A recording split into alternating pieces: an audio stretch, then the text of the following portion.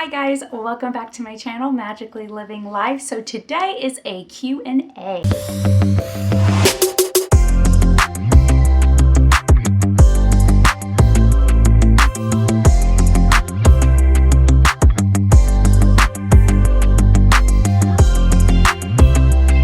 Hi guys, so recently on Instagram, I had posted in Instagram stories that I wanted to do a Q&A for YouTube.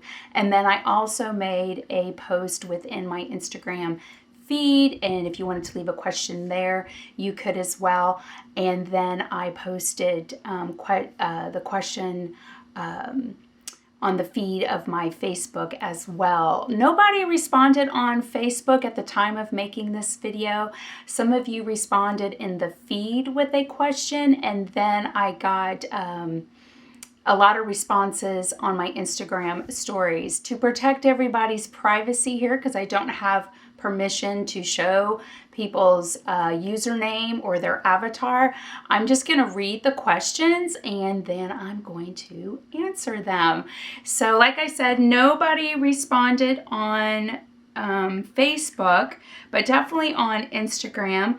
The number one question I did get, I'll address first, and of course it was a Disney question, and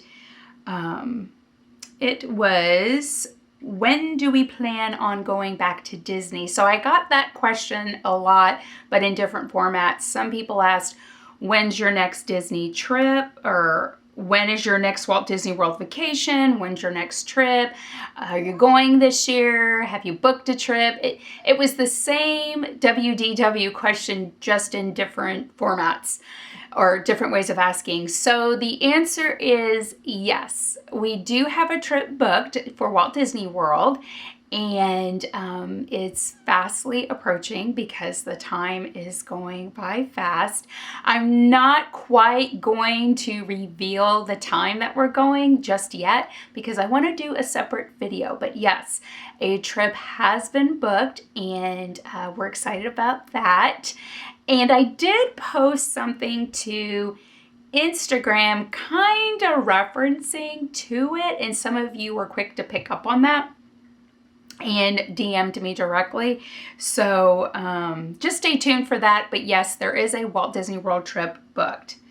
The next question was, I see all of your wonderful recipes on IG. Can you do some videos on YouTube?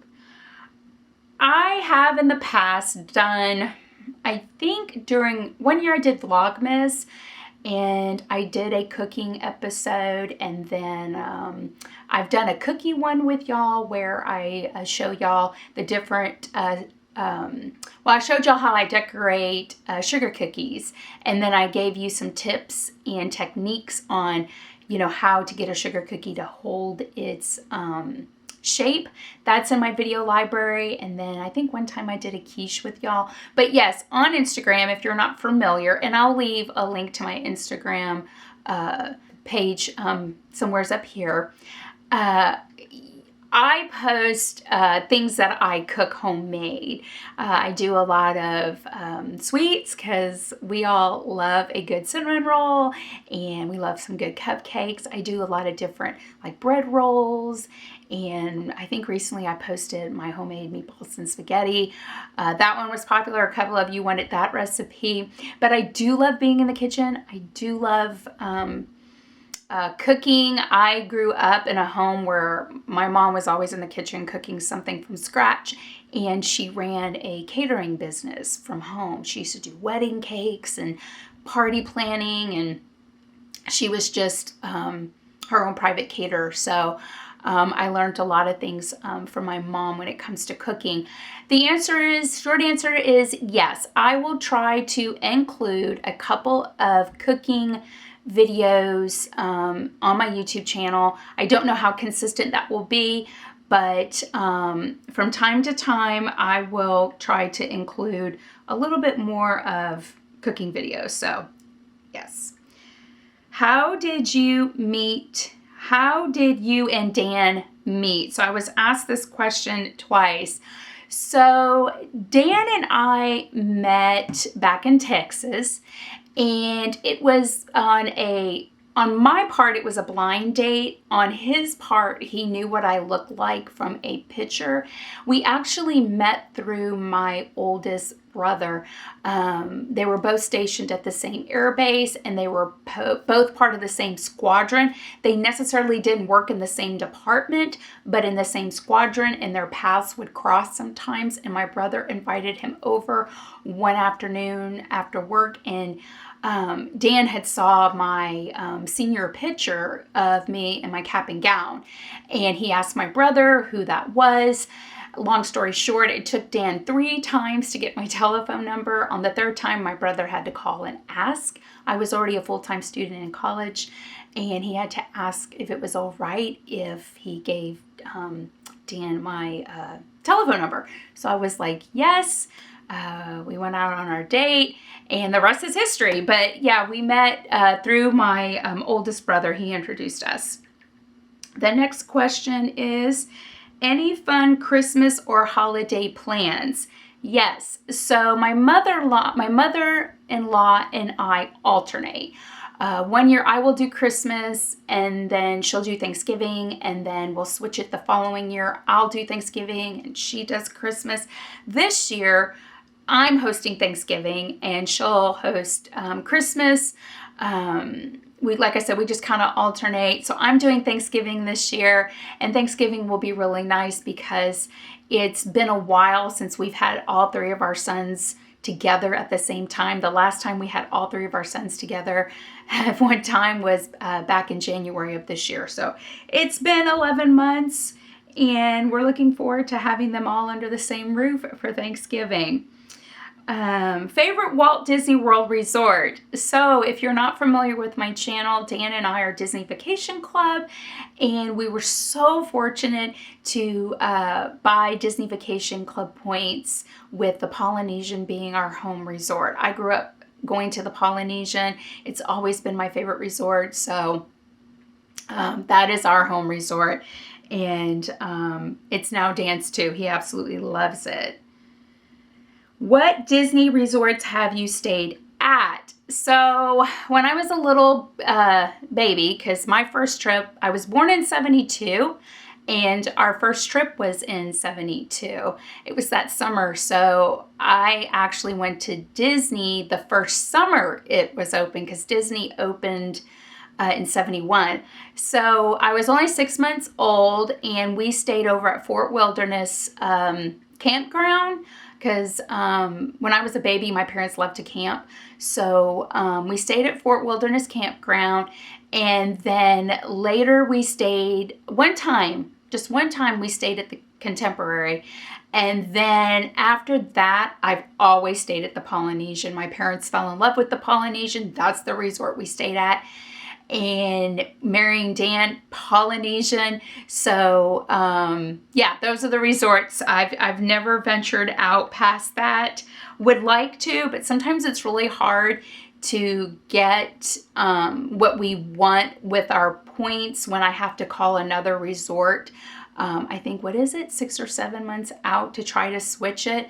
This past trip for October, we were going to have to switch to 3 different hotels during our stay based on the times that we were there, and we thought that was too much switching around, so we just nixed that and stayed at the Poly the whole time.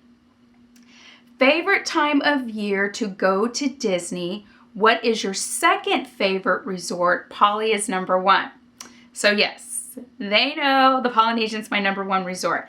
Favorite time of year to go to Disney is definitely Christmas time. We always love either going the first week of December or the second week of December. We love Christmas in Disney, and we love the way the Grand Floridian smells with all that gingerbread.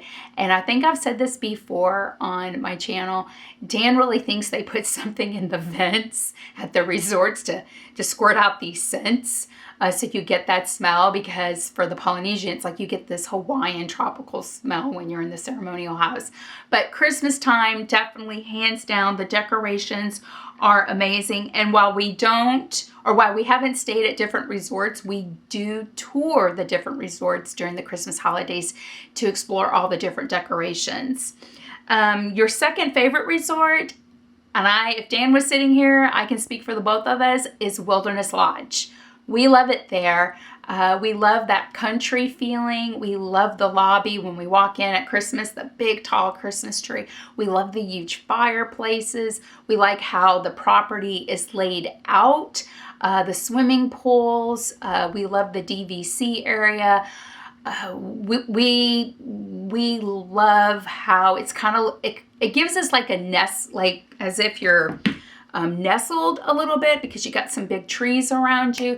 So we just really like that feeling. And like I said, we love the lobby of Wilderness Lodge. So definitely Wilderness Lodge is our second favorite resort. Not a question, just wanted to say I really admire your creativity and artistic talent. Thank you very much. So I'm gonna go over to, because I took a screenshot of those questions, I'm gonna run over to Instagram itself and go to the actual post itself, because some of you left questions there. Let me click on it. Okay. When did you and your hubs know you shared a love for Disney, or was it one-sided to start? And when did you start doing crafts? Were you professionally trained? I can answer that part really quick. I've been doing crafts since I've been a little girl. Always. I mean, I don't know. I've been crafting since I've been a kid. I used to do the sticker books when I was little and used to decorate the outside of my sticker books. If you're from my generation, you had like these sticker books and you would trade stickers. I was always coloring, cutting something. A lot of women in my family are very creative. I had an aunt, I mean, she has long passed away, but when her and my uncle used to babysit me when I was a little girl, she would actually sit down with me and show me how to make homemade paper dolls. And she would also show me how to make the little dolls that when you pull it apart and all the dolls are connected. So she would sit down and show me all these little tricks that you can do with just paper and scissors. And, she's the one who showed me how you can make a snowflake out of paper. So I've been crafting pretty much as early as I can remember, 4 or 5, definitely kindergarten, because I remember being with my aunt and I was in kindergarten making paper dolls. So my mom is a crafter as well. So her and I used to craft together. We don't live by each other now. She lives back in Texas. But no, I've never taken any professional classes. As far as sewing goes, I took home economics in a junior high, but I kind of forgot how to sew. So my mother-in-law, she's the one who helped me learn the sewing machine again. So she kind of like, I forgot how to even bob thread on your sewing machine. She helped me with that and kind of like, oh yeah, I remember how to do that now. So, but no formal education. When did you and your hubs know you shared a love for Disney, or was it one-sided to start? So on our very first date, which was a blind date, right off the bat, I told Dan my love for Disney. Like that was one of the things that, share something about yourself. And even my very first gift from Dan was a Mickey Mouse watch, which I still have. But he knew my love for Disney. He had been to Disney just one time when he was young. Unfortunately for him, that visit was when he had a broken arm. He got a broken arm that summer, so he actually went to Disney with a cast on. And he said that they stayed off property, but that he really admired the Contemporary because it looks so modern, and he loved the monorail, but, he didn't get to experience, getting on it. So after, we were married and the kids started coming along, I had told Dan that, we need to plan a Disney trip, and I want to be able to go the way I went as a kid, because I really want the children to experience that. And I explained to him, I said, the only problem is we're not dealing with 1970, 80, 90, prices here, right? We're like dealing with current, times. So I told him, I said, it might be a little expensive. I said, but I want to be able to do the dining plan. I want to stay at the Polynesian, Park Hopper. I want the kids just to experience all of this. And because early on in our marriage, we didn't go to Disney because even though I was done with college, he was military during the day, going to college at night. He was PCSing remotely, which means I couldn't go with him, and constantly rotating, or he was TDY. It was always hard to plan a trip. So we didn't start going to Disney until we had the kids. He was just like, book it, book it, book it, book it, book it. I was like, okay. So I booked it. We actually had a friend that went with us, and our friend actually stayed at the Grand Floridian right next door.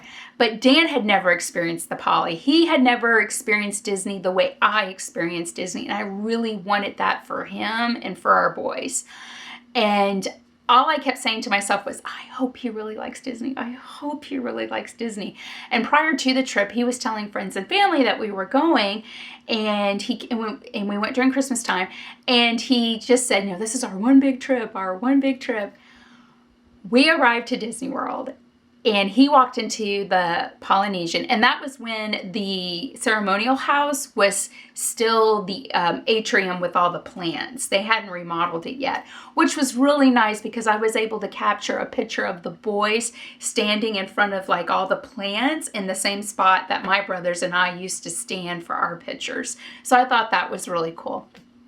But Dan walked in there and he was just like mesmerized. He was like, wow, and the smell. Oh my goodness, honey. It's so hard to explain to somebody what a hotel or a resort looks like.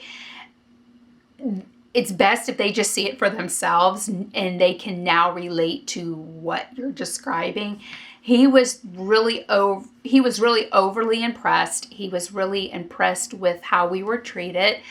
And when I took him out on the second floor to go to the monorail, and I made sure that he was like right up there so he could see that monorail coming, he was just like, wow.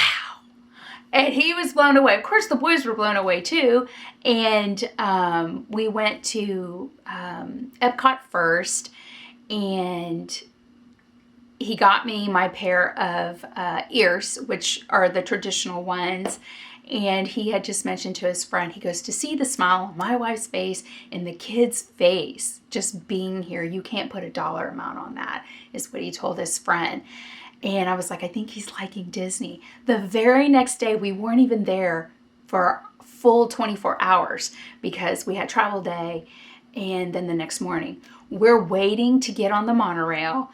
And he and his friend were talking, and he made a comment, and he said, well, on our next trip to Disney. And I went, oh!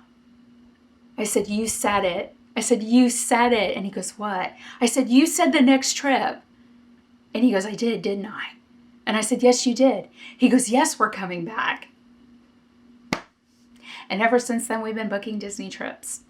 And he loves Disney so much that he bought Disney Vacation Club at the Poly. So, yes, he fell in love with Disney. Next question. Would love to hear how you, met your husband, so I already covered that. And do you see your family moving back to Texas? No. I can be quick on that answer. I love Texas. Dan loves Texas. All three boys being military, we were very fortunate that they were born in Texas. That's a military term. You're born, some kids are born overseas, some, one of your kids are born here, the other one's born there. We were very fortunate that through our PCSing, somehow we would end up back in Texas, and each time I was pregnant and delivered, in Texas. So all three boys are from Texas as well. So I miss spending time with family. I miss seeing family on the regular. I miss my friends back home. I still keep in touch with two of my good friends back home. Yes, we miss the cooking, the food, the barbecue. I miss Perfect's tacos. I mean, we live in the Midwest. there's Mexican restaurants, but I'm sorry, they just don't equate to the Mexican food I can get back home in Texas, especially in San Antonio. Man, you can find some great tacos, breakfast tacos. Oh, we miss breakfast tacos here. We used to go around the corner from our house to Taco Cabana and get morning tacos, and pretty reasonable. I don't know what the price is nowadays, but oh, and then it's also a tradition to have tamales on Thanksgiving. Here in the Midwest, you make tamales, and they're like, what? And I'm like, yeah, you make tamales. And what? Like, I'm gonna do tamales this Thanksgiving. But so really miss the food, miss the river walk. I kind of have family scattered all over Texas, from North Texas up towards Dallas, all the way down to the valley in McAllen. So I kind of have family scattered all over Texas. But I also miss the culture of Southern hospitality as well. But I would not leave an area where I can get 4 seasons. And fall is beautiful here. Spring is beautiful here. There is nothing like seeing that white virgin snow on the ground. And summers are not like super hot like they are in Texas, but they're warm enough that you can, swim in a swimming pool. And the farmer markets here where I can get fresh fruit and fresh produce. During the fall, we have all these amazing fall festivals. I get a lot of my fresh produce from the farmers. They either bring it to the farmers market. Some of them actually own a farmers market on their property. They have these big, huge barns, and you can drive up on their property and you walk into their barn, and it's just all this fresh produce, and you can grocery shop in there. We have a local store here that sells Amish goods and Mennonites, and there's nothing like a good Amish or Mennonite pumpkin butter during this time of year.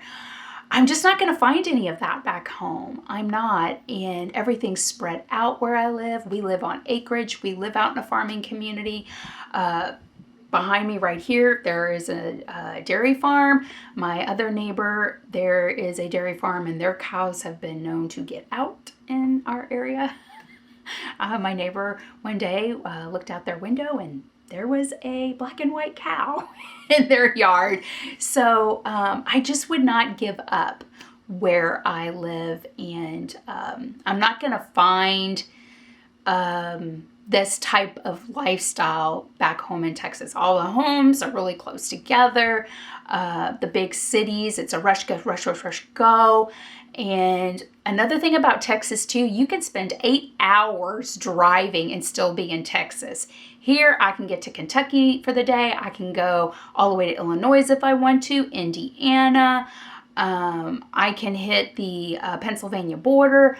I mean, I can get anywhere in another state faster here than I can get from my old house to Dallas, especially when you're going to hit traffic on 35. Especially when you hit Austin and Waco, that can be really crazy. So no, I would not move back to Texas. Next question. The other question, let me go here. It was about my hair. I wanted to save that for last. So how is your curly hair going? This is it. This is my curly hair. This is how it's going. I will celebrate 1 year, December 26th, of not putting a flat iron to this hair or any kind of heat other than just a diffuser. I get questions sometimes. People will ask me how long it took to curl my hair if I'm in the grocery store. Other people are like, they recognize that it's a natural curly hair. I like it. Sometimes I look at old pictures of just last year when my hair was flat. I do miss it. And I'm watching other curly girls, and they have their hair curly, and they admit to sometimes flat ironing it just to give it a different look.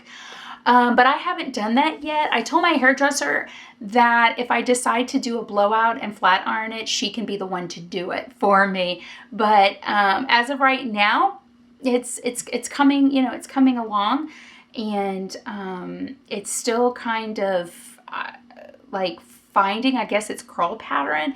A couple of other curly girls that I watch on Instagram or on YouTube say, it's been years and it took a while for their hair to find a curl pattern. So I know if I keep treating my curls and giving them what they need, they'll just get, better with time. So I think you just need to be patient.